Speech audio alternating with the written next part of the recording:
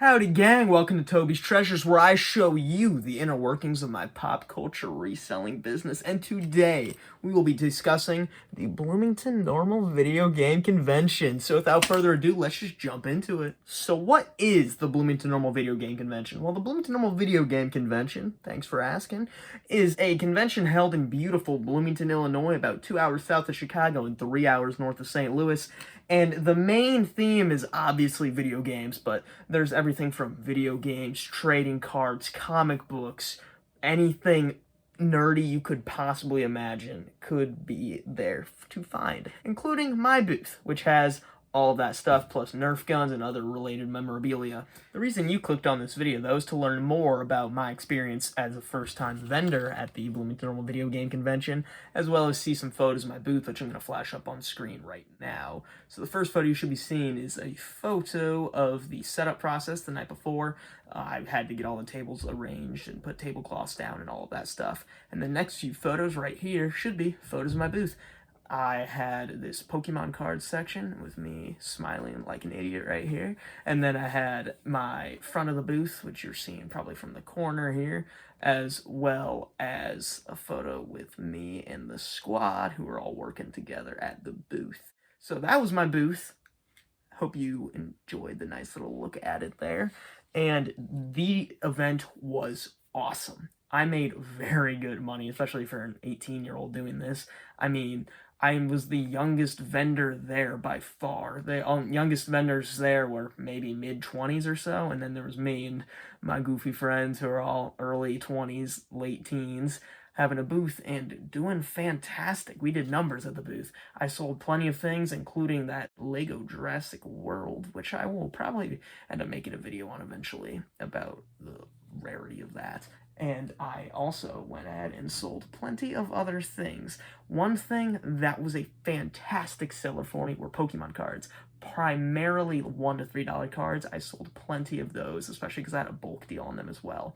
And one thing that was not a great seller for me were comics. However, I have such a low entry rate on comics that I still made profit on all of my comics as a whole by selling one little mini set for about 30 bucks. Another thing that did fantastic for me were Nerf guns.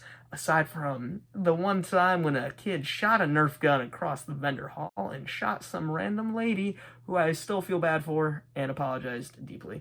As for video games, which is obviously the main reason people were there, I mean, it is a video game con, I sold plenty of mid-tier items and a few small-tier items and a few big-tier items. The mid-tier items is what sold heavy. So stuff between like the $40 and $60 range, I sold a lot of those.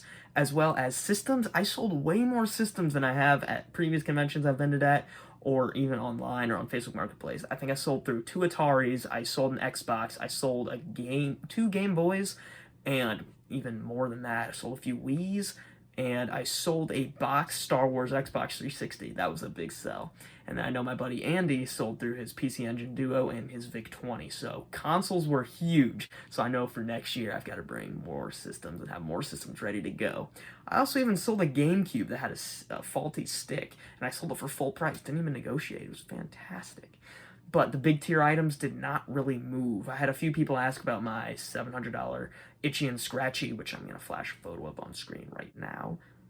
But no one was really interested in even throwing out offers for some of the big ticket items. Few items, such as Rhythm Heaven Fever, I sold for a little bit over $100, but I did not sell as many high tier items as I was hoping to sell.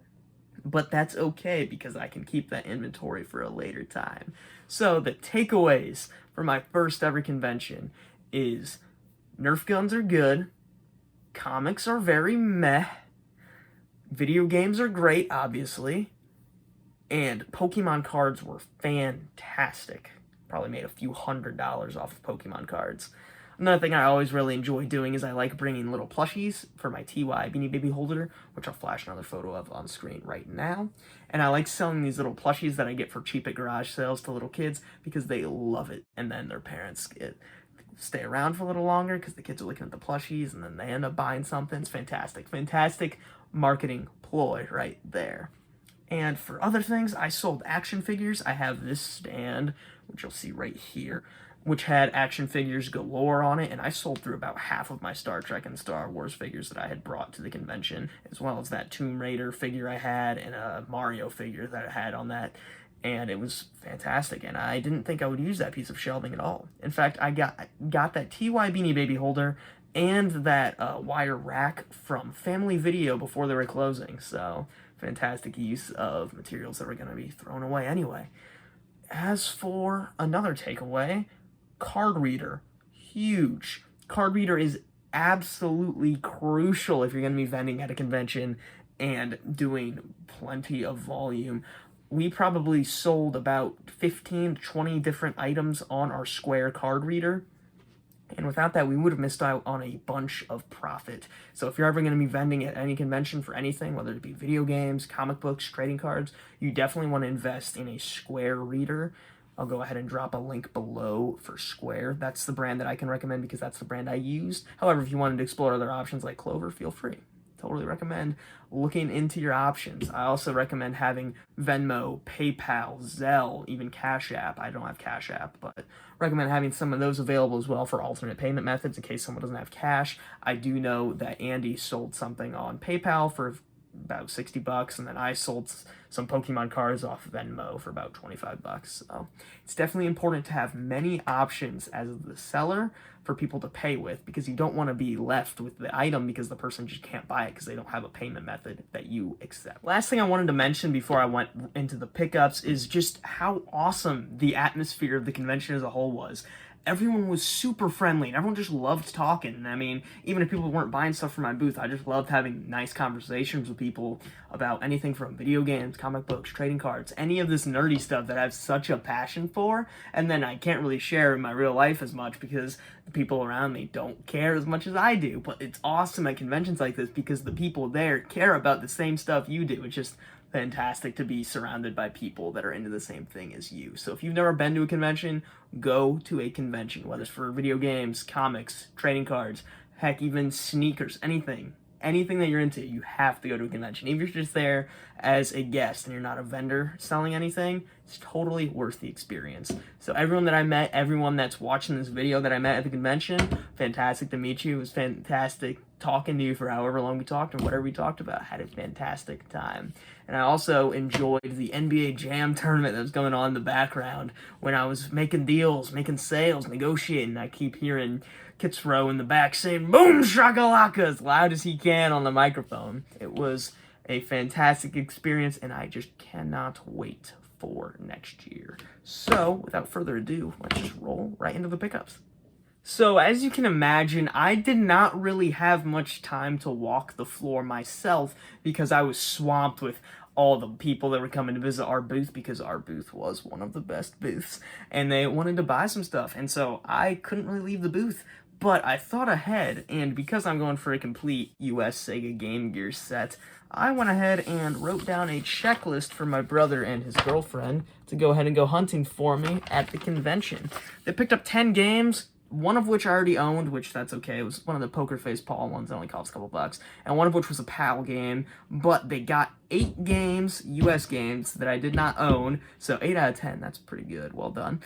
And I'm just going to go through those right now. First off, we had Mighty Morphin Power Rangers right here. We have Fred Couples Golf.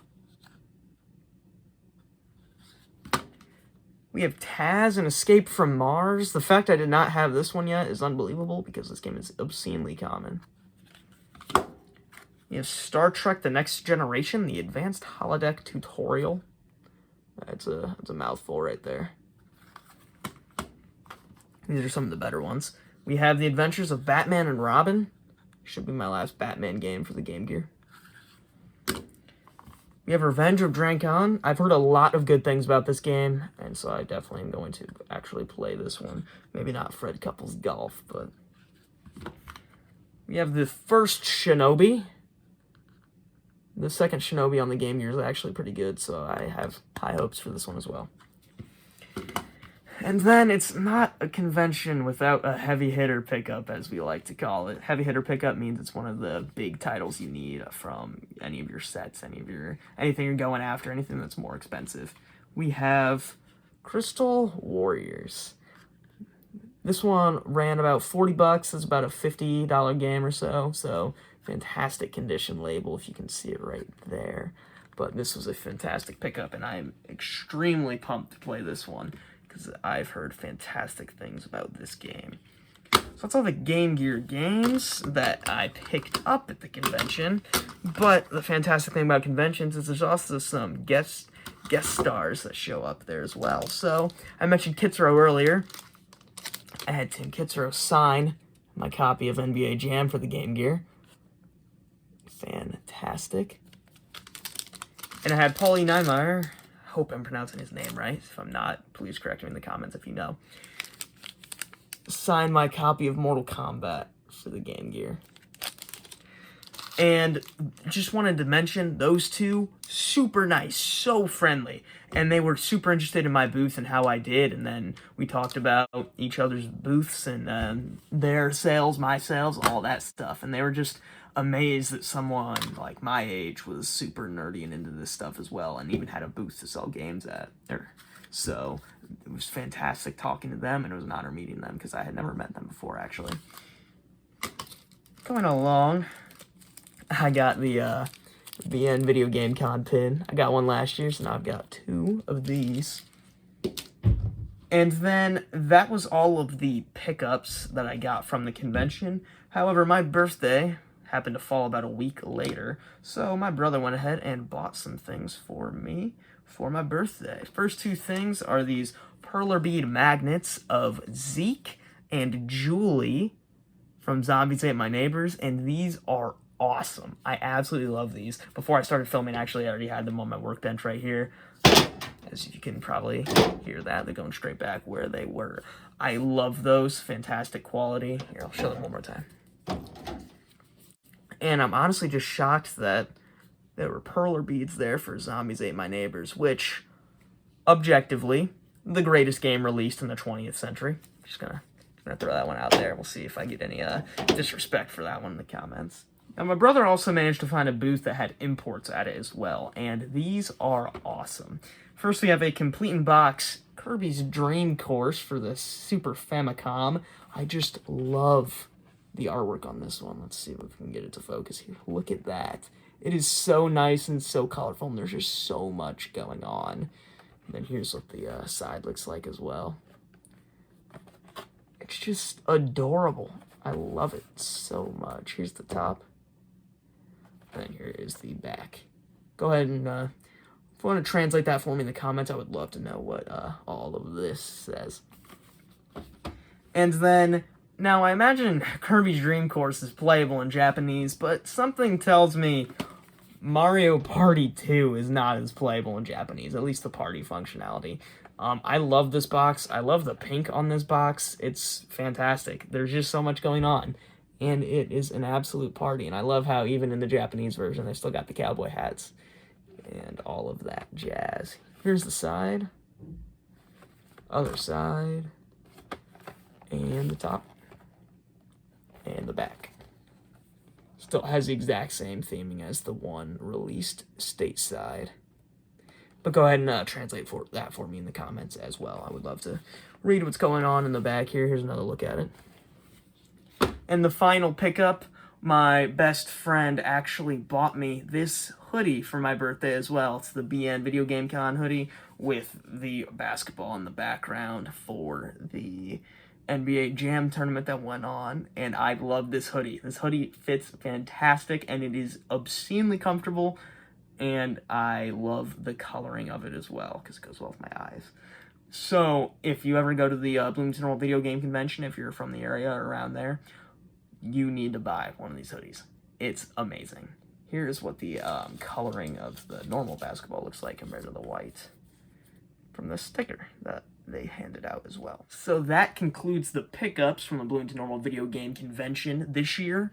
And I just wanted to give a shout out to Ryan, the runner of the convention, the person who got it all organized and set it all up, co-owner of the item shop. I'll go ahead and drop a link to their socials for both the convention page and the store that they run below.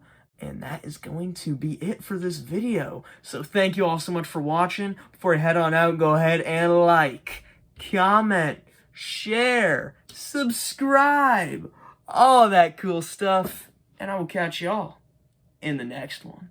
Later.